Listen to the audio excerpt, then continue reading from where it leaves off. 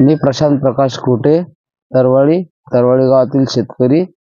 मी आमच्या गावातील मशानभूमीच्या रस्त्यासाठी इथे उपोषणाला बसलेलो आहे. उपोषणाचा माझा आजचा 3रा दिवस आहे आणि मी उपोषणाला याच्यासाठी बसलो की मशानभूमीला जो रस्ता आहे तिथं ते नाली होती. ती नाली 5 फुटाची होती. तिचा कुठलाही सातबाऱ्यात नोंद नाही. ते वहिवाटी नाली होती, पूर्वीपासून होती. गणेश कुटेचं ते शेत होतं. गणेश कुटेच्या शेतातून ते पूर्वीपासून नाली होती. तिथं ढोरं बकऱ्या वगैरे सर्व चारल्या जात होते. आतापर्यंत गाळं गिळं जे मशानभूमीची जे बांधकाम झालं त्याला नेलेलं साहित्य पूर्ण तिथूनच नेलं.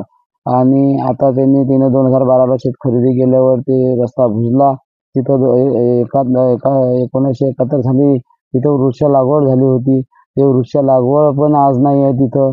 मग त्याबद्दल बी ग्रामपंचायतीने त्याच्याकडे सहकार्य घ्यायला पाहिजे. तिथं कंपाऊंड होतं, तिथं गेट होता, ते कुठं गेलं, कोण नेलं, काय नेलं. तिथं आज रोजी अतिक्रमण झालेलं आहे. 35 गुंठे जमीन सोयाबीन पेरलेलं आहे. कोणी पेरलं, काय पेरलं हे प्रशासनानं पाहायला पाहिजे.